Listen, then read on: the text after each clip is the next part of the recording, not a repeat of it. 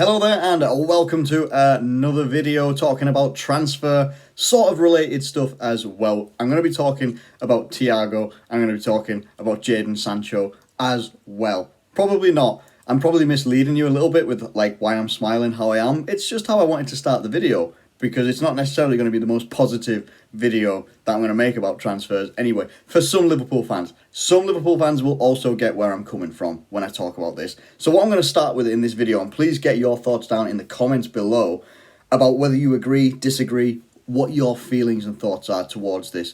Because whenever we come up to a transfer window, and any team comes up to a transfer window that is in at the top 6, the top 4, the champions, whatever, it is all about who's going to be the big signing that this team makes. Liverpool have to go. The media are constantly churning out. Liverpool need to strengthen. Liverpool need to go out and buy first team quality players to sit on the bench, which is just unheard of unless you're Manchester City. And even they couldn't keep hold of Leroy Sané, who is a quality winger. Unbelievable. It's just not always possible. So then, in the past 12 months, we've had Mbappe 2020 hashtag and all this sort of stuff, and I'm looking at it like, and then I see people that are getting led into, oh my god, someone mentioned Mbappe and he was wearing like a red scarf, he's coming to Liverpool. It's actually happening. Liverpool are putting a bid in for Mbappe because he wore something red, and like he didn't say anything about Liverpool, but it's definitely happening, absolutely 100% happening. So like, yeah, it's not happening. It's not happening. Come on. We're all more intelligent than this. We really, really are. As much as we would like, and don't get me wrong, if someone turned around and said, if you could afford it and Liverpool wanted to, and Mbappe wanted to come to Liverpool, would you take him? Yes. Of course I would. Absolutely. I am not saying in any way that I wouldn't want these players. I am not saying that whatsoever. That's not what I'm saying. What I'm saying is, Liverpool going out and blasting £200 million on a player, probably more, maybe £200 million plus, because I think Mbappe is still only like 20, 21 max. And he's the player that he is. I just don't see that happening. I really, really don't.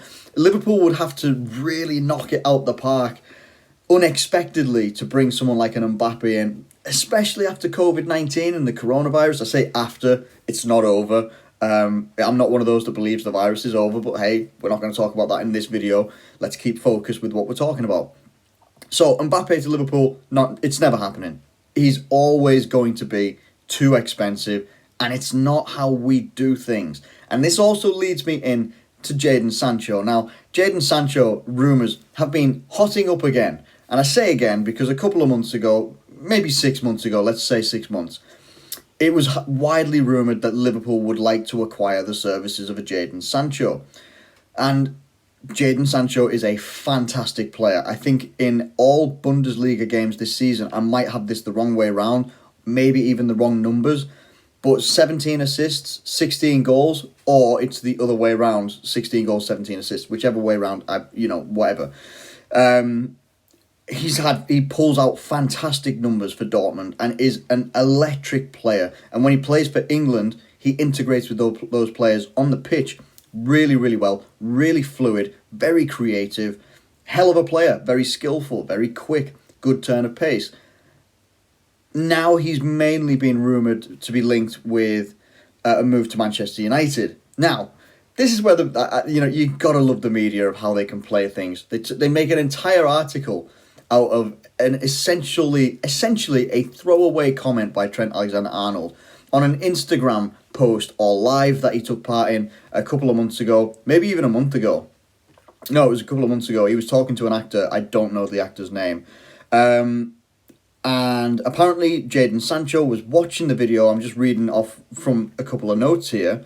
And Trent Alexander-Arnold said, if he came to us, meaning Sancho, he'd make our team better. So I'd be more than happy for him to come. I played with him for England, and he's a special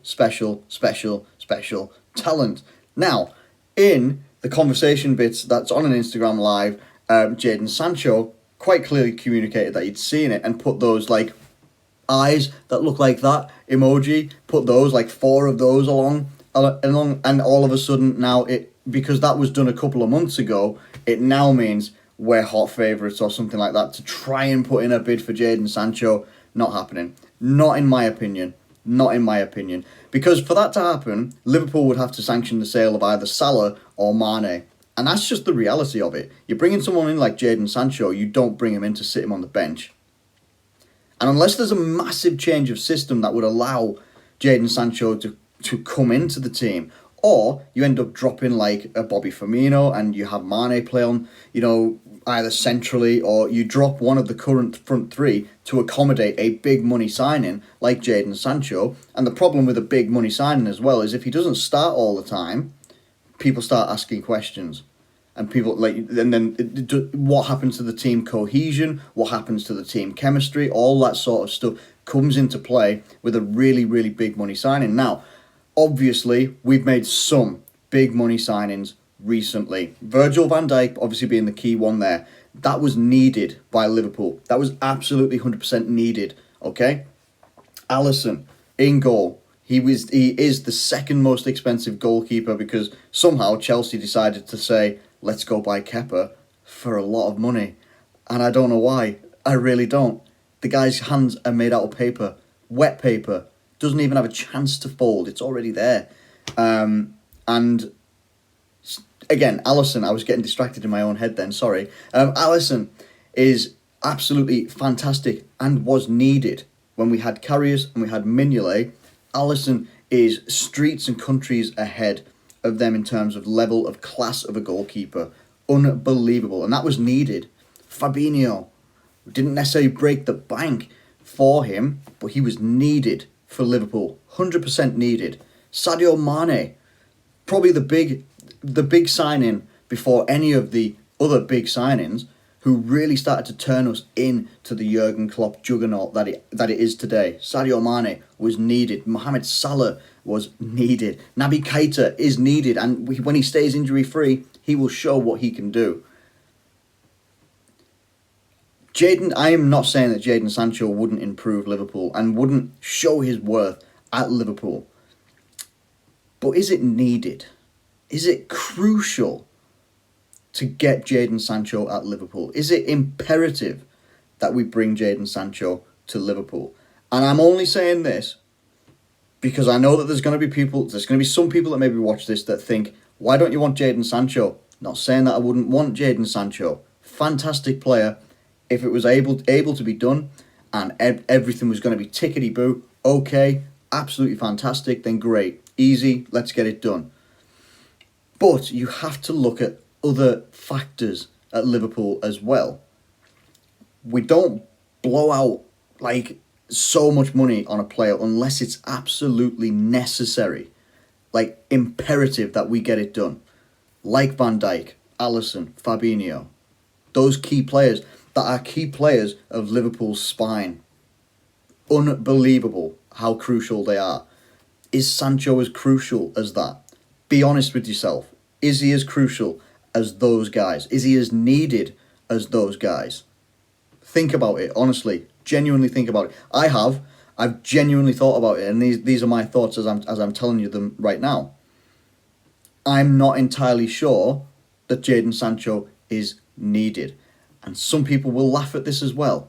But I truly believe having the likes of a Minamino brought in, very, very, very affordable signing. And I believe that next season we will start to see the very best of him. We will start to see the development of Harvey Elliott. We'll start to see him getting integrated into the team as well. There's plenty of other options that I think Liverpool are going to go with and Jurgen Klopp will go with rather than bringing in Jadon Sancho. Now, the caveat to this as well, if that is the right word, I'm hoping it is that I could be completely wrong. And Liverpool could absolutely go out there and, blow a load of money on Jadon Sancho, bring him to Liverpool. There could be some changes made. Something like that could happen. I don't believe that that's how it will happen. I just don't see how Liverpool over the last 4 or 5 years, how they've done business, has never been about just blasting money on a player and just bringing in a player because look, we got a Jadon Sancho. Hey, how about that? I think you're gonna see, as much as people won't like me saying it, I think it's just reality. I think you're gonna see Jadon Sancho at Manchester United. I think that's gonna happen. That they will end up having, not that they don't already, especially at the end of this season, but they will have a frightening attack again. No doubt. I genuinely think. But do Manchester United need Jadon Sancho? Do they need him more than Liverpool need Jadon Sancho? Yes. Absolutely, 100%. They absolutely do. They need him more than we do. And that might surprise a few people, but we've been very prolific goal-scoring wise. We're also very solid defensively. Best team in the league by an absolute country mile, even before COVID-19, coronavirus, all that sort of business. So we will probably supplement the attack, or at least the wing positions, because I'm not sure about up front. We'll probably supplement the attack with Minamino. Divock Origi will probably stick around as well. Harvey Elliott as well. And there could even be a good couple others from the academy that have signed new contracts, and some of them that have signed their first professional contracts as well this week and last week, I believe it was. I think there's going to be much more integration for that. And you know what? I'm happier, genuinely, touch wood, I'm happier to go that way. I'm a big fan of wanting to utilise and use the academy that we have, because we've got fantastic players in the academy. We really have, and we've seen the fruits of the labour of some of that come through already in Trent Alexander-Arnold, Nico Williams getting a good chance as well, Curtis Jones, and in my opinion, will most likely take Adam Lallana's place now that he's left the club.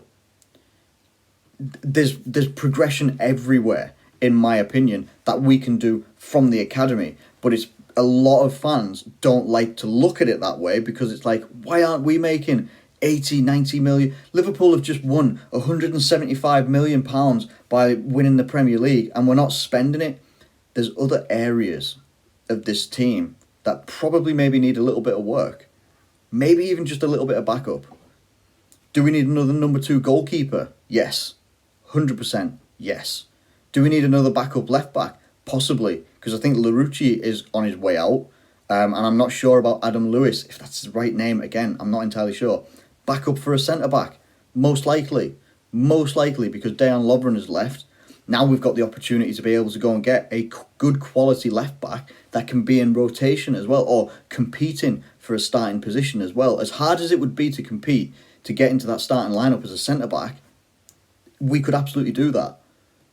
There's possibly other areas that we could look at before we need to be looking at wing positions for a Jadon Sancho type player, in my opinion. And again, this is all just my opinion. These are thoughts that I've had. I haven't, apart from a couple of quotes here, I don't make notes. I just wanted to make sure I quoted that correctly. But I don't make notes. I don't write a script and all that sort of stuff. I just talk and what I think. And that's exactly what I've done here. And by the same token, I put Thiago in this bracket as well. By all accounts, Thiago's a fantastic player. But for a Liverpool-based system, is Thiago the right player for it? 29 years old, isn't known greatly for his defensive contributions, isn't entirely known for going forward and assisting goals. He scored 3 goals himself in the Bundesliga this season. No assists. And I looked at that straight away and I just thought, well, Henderson's got a lot more than that. Probably double the times more productive than that. Our whole midfield would be as well, in my opinion. It's a very hard-working midfield, and if he's not contributing defensively and he's not contributing a great deal in attack, it's all well and good. Yes, he's got he's got great feet. He's a good dribbler. That's fine. But the Bundesliga and he used to play in La Liga with Barcelona as well, but those 2 leagues are nowhere near the intensity and pressure of being in the Premier League. It's just not. That's just a fact. So if he's not got a great deal of pace, doesn't get himself up and involved in the play a great deal, doesn't necessarily get involved in defensive play all that much, what would we be bringing him in for? People turn around and say, Lallana's just left. You've got to... Thiago would come in. He's 27 million... or 30 million, whatever it is, whatever the fee is, and it got dropped the other day, whatever. And you're bringing him in to replace Lallana. I mean, if that's the case, then okay, but Lallana was on the bench for most of the season. And actually, contributed a goal. when a very important goal against Manchester United as well to make sure that we drew that game. Fantastic it was as well. But so we're gonna let a bench player go like Lallana, who's brilliant and a fantastic player, and also he was very, very good for the Liverpool system for a long period as well. And we're going to bring in a 29-year-old from the Bundesliga to replace him? No. Not for me, anyway. Not in my opinion. Curtis Jones. Absolutely, 100% has got that place nailed down. Curtis Jones will 100% be on the bench all the time in place of Lallana. So what are we then bringing Thiago in for? Who are we bringing Thiago in for? Doesn't really make sense to me of why we're bringing him in. And I'm certainly not slagging off the players. I'm not slagging off either Jadon Sancho and Mbappe at the start of the video. And I'm not slagging off Thiago whatsoever. I want to look at these players and be like, great, you are, you quite clearly brilliant players at wherever you play. Bayern Munich and Borussia Dortmund, respectively. Mbappe, obviously, PSG. But what are you bringing to Liverpool, and what is the realistic, how realistic is it to get you coming to Liverpool? Is it needed? Again, I go back to it. Are they needed? And I look at Thiago and I just think, are you needed? And I don't see it. If someone can direct me and correct me, then please do. Please, honestly, feel free.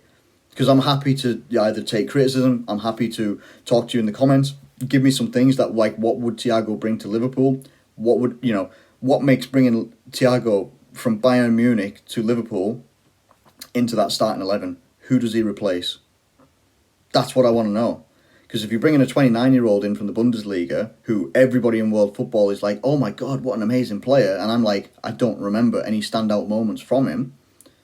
Not that I've watched Bayern Munich a great deal either, in my opinion. Maybe he's good at just linking up play, being like the pre assist. Maybe that is actually a thing.